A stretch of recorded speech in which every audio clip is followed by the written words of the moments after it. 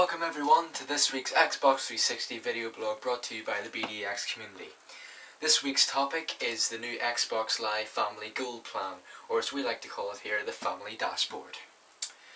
I'm getting my sources of information from the BDX admin team's newsletter, which you can see posted on this beautiful banner we got made behind me.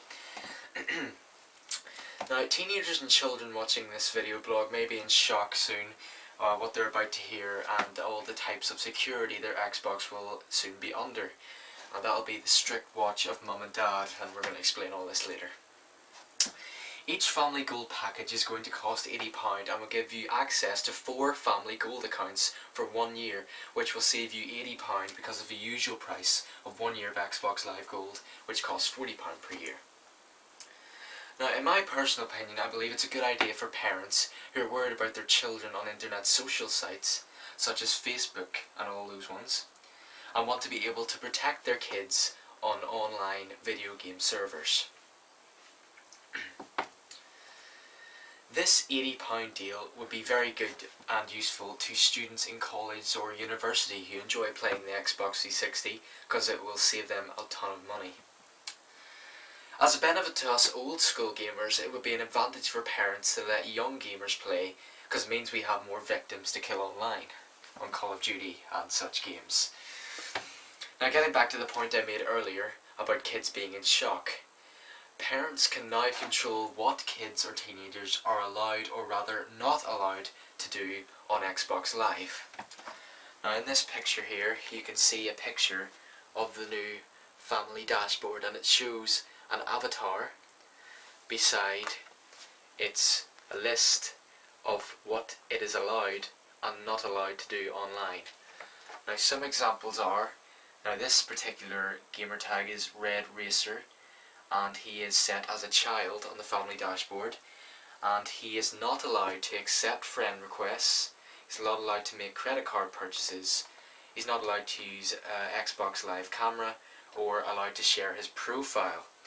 What he is allowed to do is play online, purchase downloadable content, and allowed to share his online status with friends. So it just gives you an insight as to what exact restrictions are going to be in place. Now, in my opinion on this section, I think that depending on the age of the child, they should be allowed to have a set amount of freedom depending on their date of birth for their profile when they signed up to Xbox Live, and there should be a set basic allowance on Xbox Live for certain features depending on their age. But this service can go too far with the restrictions, such as a restriction on whether they're allowed to appear online or not. This is a feature which is allowed up to the parents. I really don't know what harm appearing online or sharing your profile does unless the child actually comes into contact with another gamer. A good feature though of this service is that you can allocate a set amount of Microsoft points one account can have. For example, a maximum amount of points could be 2,100. So like I said, depending on the strictness level of your parents' kids, you could be in some trouble when it comes to playing Xbox Live when the service comes to Xbox this Christmas. Now, another protection feature of the Family Dashboard is that parents can set which ratings of games a child can play, such as not allowing them to play Modern Warfare 2 because it's an 18.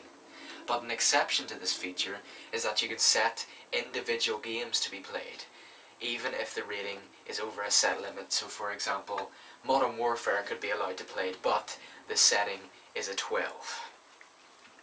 Now, moving on to a section called Online Monitor. This means parents can track exactly what each user's account does. And we are assuming, BDX here, that it is xbox.com that the parents can track you. They can tell exactly what game you've been playing, and it will also tell you the history of any movies or television shows you've been watching. It won't tell you the exact show, but it will tell you what section of Xbox Live you've been using. Well, after all those features, I really don't know if I can squeeze any more information into this week's Xbox 360 blog. This is a very huge addition to Xbox Live when it comes this Christmas, and most of its features are very important to any gamer who's going to be using the service. Xbox 360 has developed so much since it was released in 2005, and it's no longer for just playing video games like the old days.